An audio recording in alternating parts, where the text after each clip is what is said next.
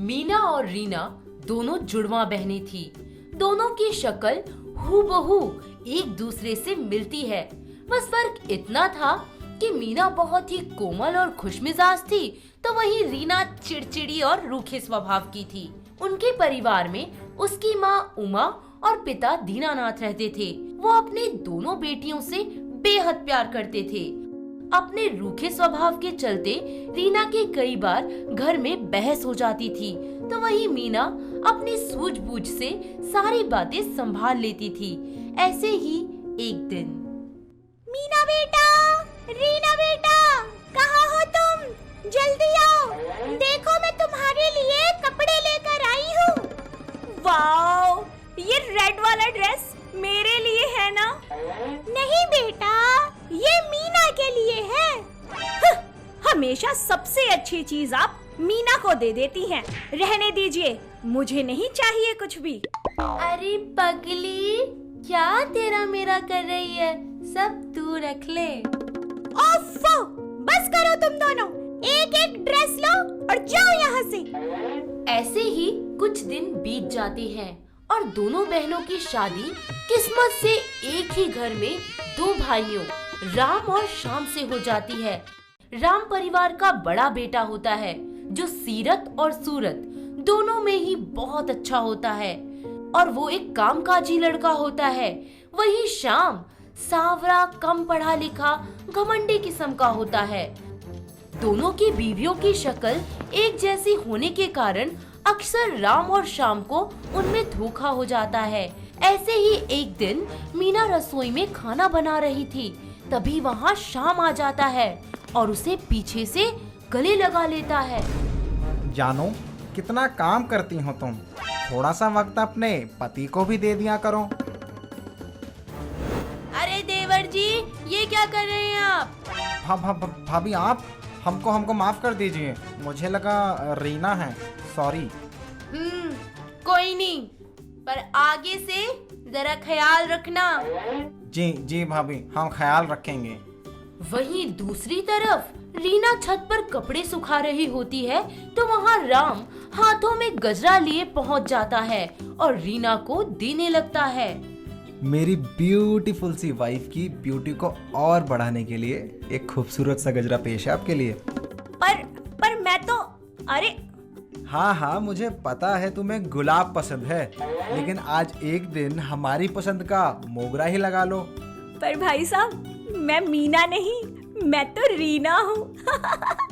Oh shit, I am very very sorry भाभी, मुझे लगा मीना है। वैसे ये गजरा बहुत अच्छा लगेगा मीना पर। हाँ, तभी तो लाया था मैं, और सॉरी भाभी, मुझे सच में नहीं पता था कि आप हो। ऐसे ही दिन बीतते जाते हैं। राम और श्याम के माता पिता अपनी सारी प्रॉपर्टी अपने बड़े बेटे राम के नाम कर देते हैं, जिसे देख रीना और उसका पति श्याम बुरा सा मुंह बना लेते हैं। साथ ही एक षड्यंत्र रचते हैं।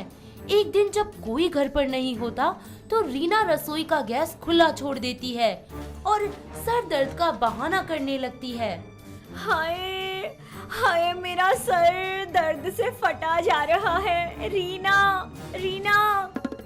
क्या हुआ रीना, तुम ठीक तो हो ना? रीना, मेरे सर में ना बहुत दर्द हो रहा है, प्लीज मेरे लिए एक कप चाय बना दो। मैं अभी लाती हूँ, तुम बैठो आराम से, चिंता मत करो। जैसे ही मीना रसोई घर में चाय बनाने जाती है और माचिस की तिल्ली जलाती है, वैसे ही ब्लास्ट हो जाता है और वो जलकर मर जाती है। रीना और उसका पति श्याम ढोंग करते हैं कि जलकर मरने वाली मीना नहीं बल्कि रीना थी। सभी घर वाले वहाँ आ जाते हैं। हाय, मेरी बीवी मर गई, अब मैं क्या करूँगा? रो मत श्याम, संभालो अपने आप को, जो होना था हो गया। अब सभी परिवार वालों की नजर में छोटी बहू मर चुकी थी और बड़ी बहू मीना, जो कि वास्तव में मरी थी, उसकी जगह रीना ले चुकी थी और वो राम के साथ रहती और वो सारे काम करती जो उसकी बहन मीना किया करती थी, और चुपके चुपके वो अपने पति से भी मिलती रहती। ऐसे ही एक रात घर में सब सो रहे होते हैं तो मीना अपने पति शाम के कमरे में जाती है। इन सब पागलों को लगता है कि मेरी बीवी मर गई है, बल्कि मेरी बीवी तो जिंदा है और मेरे सामने खड़ी है। मेरी बीवी नहीं बल्कि मेरी भाभी मीना मरी है। अजी हाँ, अब तो आप बस देखते जाइए कि कैसे सारी प्रॉपर्टी हमारे नाम हो जाएगी। पीछे खड़ा राम चुपके से सारी बातें सुन लेता है और उसका मन बहुत ज्यादा दुखी हो जाता है, और वो भी उनका सच बाहर निकालने के लिए एक साजिश रचता है। वो सारी प्रॉपर्टी को अपनी पत्नी के नाम करवाने का ढोंग करने लगता है। बस फिर क्या था, चलो देखते हैं। अरे मीना, श्याम, कहाँ हो तुम दोनों? जल्दी आओ। जी हाँ जी, कहिए क्या बात है? क्या बात है भैया, सब ठीक तो है ना? मैं अपनी सारी जमा पूंजी और यह प्रॉपर्टी तुम्हारे नाम करना चाहता हूँ मीना।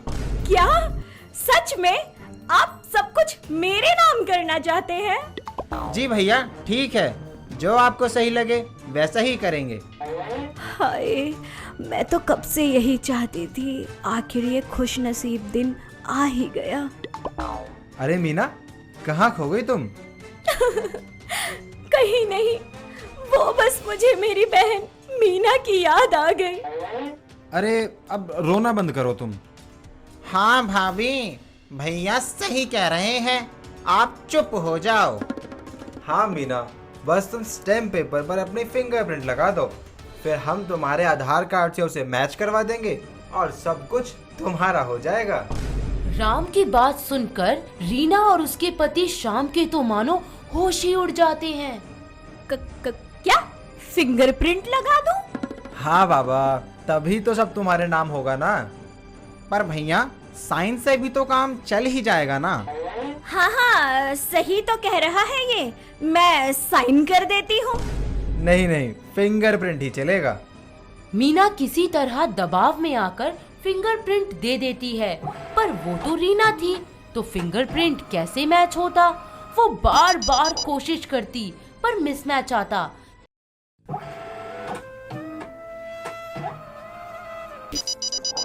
तभी राम बोलता है, अरे ये क्या रीना, फिंगरप्रिंट मैच नहीं हो रहा। जी क्या कहा आपने? पर मेरा नाम तो मीना है। सब जानता हूँ मैं, तुम मेरी बीवी नहीं हो। तुम दोनों ने मिलकर मेरी भोली भाली बीवी को मार दिया, और रीना, तुम उसकी जगह लेके हमें बेवकूफ बनाती रही। रीना और श्याम की आंखें शर्म से झुक जाती हैं और वो सबके सामने अपना सच कबूल कर लेते हैं कि किस तरह उन्होंने साजिश से मीना की जान ली, उसे जलाकर मार दिया। राम पुलिस को फोन करता है। पुलिस उन पर मर्डर और फ्रॉड का केस चार्ज करती है।